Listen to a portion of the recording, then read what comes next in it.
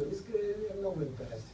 На практика всеки, който се нагърва да прилага сериозна реформа, създава риск и поема риск.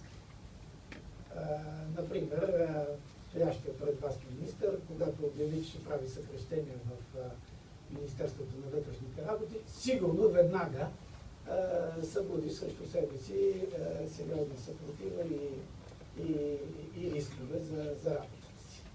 Абсолютно убеден съм. Тоест, много случаи при съвременното управление самите управленски решения пораждат рискове. Това са търсени рискове и добре е, когато те се вземат, когато те се предприемат, т.е. когато се тръгва към желан риск, едновременно с това да има, да кажем грубо, план Б за неговото специално управление, защото в противен случай той може да се окаже по-голям, отколкото риска, който се опитва и предизвикателството, което се опитва да реши. Една от основните причини политиците да избягват или да стоят далече от реформите, обстоятелството, че те се опасяват, че вторичните последици от това, което ще предприемат при реформите, може да доведе до още по-големи предизвикателства пред политическите им решения. Това по отношение на общия случай. Иначе вие може би имате предвид и нещо по-конкретно, което аз не си давам. Последна възможност за въпрос. Заповядайте пак. Не знам дали трябваше да се възползвате от последната възможност. Заповядайте. Понеже казахте за национално съгласие. Нека го добре, кажете вече да почнем. Не, за 10. Живко Занко се казва, приятно ми. Адмирации за лекцията и за идеята, благодаря ви.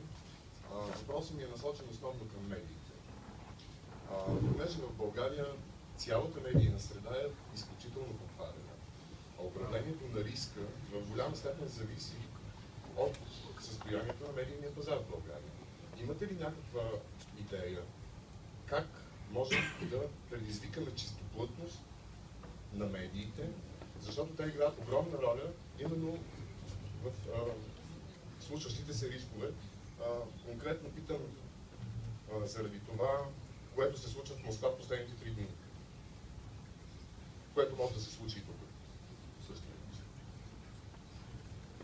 Как да направим така, че медийният пазар да се самоизчисти и да добие нормален човешки образ? Това безспорно не може да е задача на нашата лаборатория.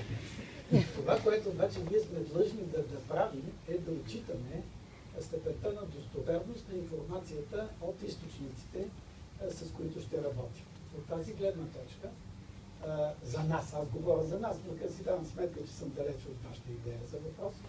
За нас е важно да работим с източници, които са максимално достоверни, т.е. близки до официалните или източници, които ще предизвикват непременно съответни последици, които са планирани да постигат, или някои, които постигат последици, които не са планирани. Но ние ще се стремим да работим с достоверни източници. Масовите източници, с които ни се налага да работим, ние ще подложим, аз казах в представянето, ще подложим на специален анализ за достоверност също. Защото да, вътре ще въведем стандарт, вътрешен за нас, разбира се, който ще си бъде част от инструментариума на лабораторията, защото, вижте, когато се появят много рискови знаци, примерно един рисков знак, както сега ни се случи много пъти, примерно обработвайки досието на нелегалните иммигранти, се оказаха многобройни източници на информация. Само че при внимателно вглеждане, част от многобройните източници на информация фактически обслужваха определена политика. Ние го видяхме това нещо и разбира се, го съобразихме при анализа. Нали? Не се оставихме да бъдем, иначе ще се оставим да бъдем, как да кажа, да не казвам манипулирани, но...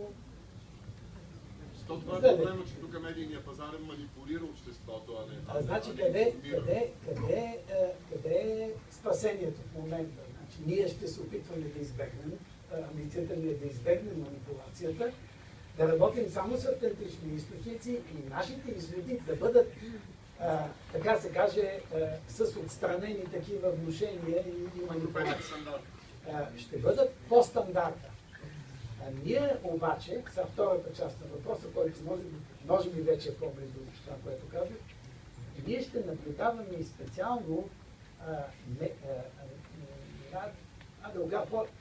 по-кратко натрапчивото повтаряне на една и съща тема в медиите като фактор за опит да се повлияе на общественото мнение, защото и в тази светлина ще разглеждаме медиите, те могат да генерират по този начин или да усилват, или да намалят някакви рискове.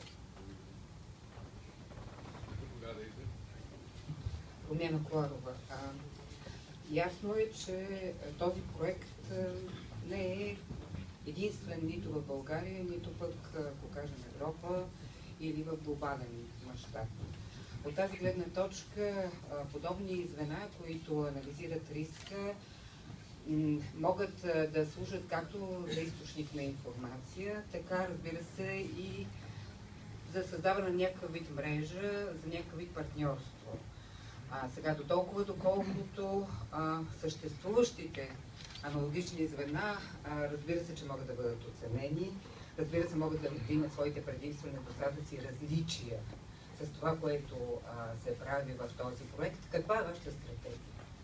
По отношение на логични звена, които имат сходни задачи с вашите или идентични, било то в България или в европейски мащаб или в глобален план?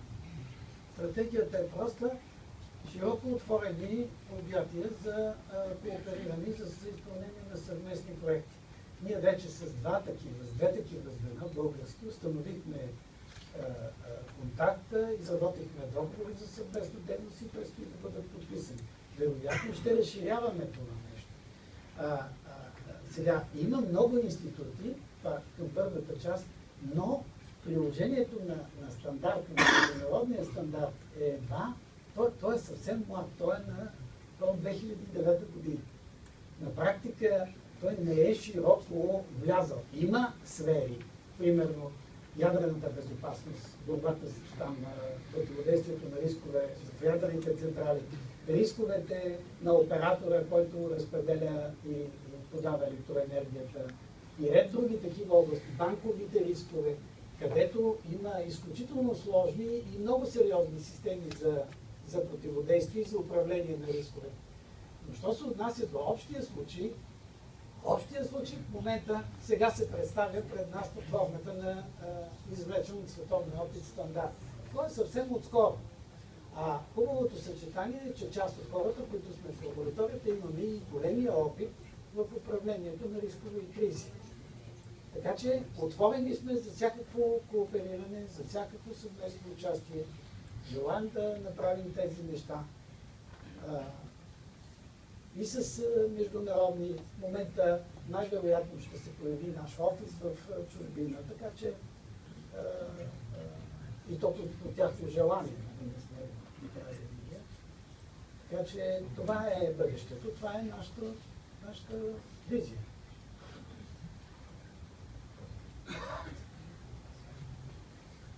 Аз мисля, че това бяха